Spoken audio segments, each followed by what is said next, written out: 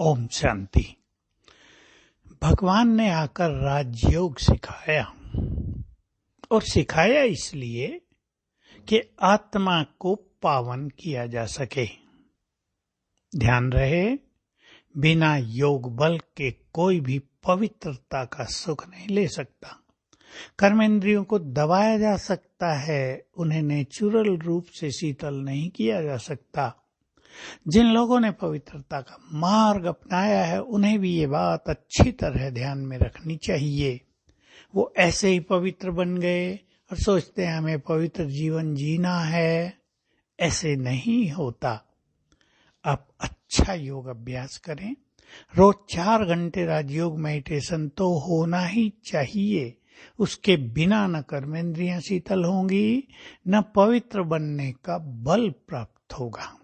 पवित्रता में बहुत ज्यादा शक्ति है और जिस पवित्र आत्मा ने कर्मेंद्रियों को जीत लिया हो वो तो इस संसार के लिए जैसे मास्टर ज्ञान सूर्य हैं। ब्यूटी है वो संसार की। संसार में लाइट और माइट फैलाने वाले होते हैं। ऐसी थोड़ी आत्माएं भी इस संसार के लिए बहुत बड़ा बल प्रदान करती हैं। सब जानते हैं, पहले असरतन 8 महान आत्माएं जिनकी पवित्रता संपूर्ण निर्विकारिता में बदल जाती है, जिनकी पवित्रता बच्चे के समान हो जाती है, जिसमें अपवित्रता का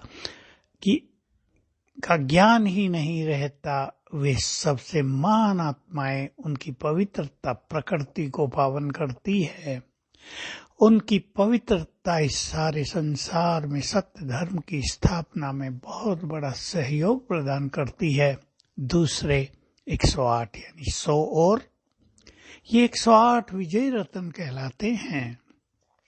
इन सब की पवित्रता जो योग बल से प्राप्त की हुई होती है वो संसार को बहुत बड़ा बल प्रदान करती है। तो हम बहुत ज्यादा ध्यान दें। हमें योग बल से पवित्रता के बल को बढ़ाना है। इस संसार में 2 ही बड़े बल हैं चारों युगों के लिए, एक योग का बल, एक पवित्रता का बल। तीसरा बल भी होता है जिसे ज्ञान का बल कहते हैं। उसके द्वारा योग भी सहज होता है, उसके द्वारा पवित्रता को भी सहज अपनाया जा सकता है। तो हम योग बल से अपनी कर्मेंद्रियों को कंट्रोल में करें। हमारे आदेश को माने वे नैन वही देखें जो हम देखना चाहते हैं। आप कहेंगे हम तो शरीर को ही देखना चाहते हैं। नहीं, जो राजयोग के मार्ग पर हैं वो तो आत्मा को ही देखना चाहेंगे। आंखें आत्मा पर ही जाए, देह दिखता है पर फीलिंग ये हो बैठी है चमकती हुई आत्मा। मन वही सोचे जो हम चाहते हैं। मन किसी को देखकर पवित्र संकल्प न करे। आप कहेंगे ये हमारे बस की बात है क्या? कान व्यर्थ न सुने, मुख व्यर्थ न बोले, क्रोध न आए। ये कर्मेंद्रियों के कंट्रोल की स्थिति है और ये हमारे वश में है। हमें बहुत अच्छा अभ्यास करना चाहिए। मैं मास्टर सर्वशक्तिवान हूँ, स्वराज्य अधिकारी हूँ, कर्मेंद्रियों की और देह की मालिक हूँ। साथ में योग बल भी बहुत बढ़ा देना चाहिए क्योंकि योग बल के बिना मन को अपने कंट्रोल में नहीं किया जा सकता। इसलिए अपने अंदर एक संकल्प पैदा करें। हमें कर्मेंद्रियों को शीतल करना है, कर्मेंद्रियों को वश में करना है, तब हम मुक्त हो सकेंगे। यही हमें मुक्ति का सुंदर अनुभव होगा।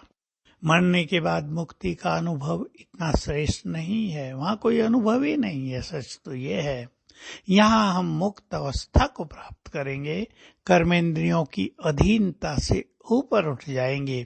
और जिसने अपने कर्मेंद्रियों को, मन बुद्धि को अपने कंट्रोल में कर लिया, उनमें शक्ति होगी सारे विश्व को, संपूर्ण प्रकृति को भी कंट्रोल में करने की। समय भी उनका आदेश मानेगा। प्रकृति जब जब प्रकोप करेगी वे अपने संकल्प से प्रकृति को भी शांत कर सकेंगे। तो बहुत सुंदर स्थिति है। कर्मेंद्रियों को कंट्रोल करना होगा ज्ञान के बल से और योग के बल से। ओम शांति।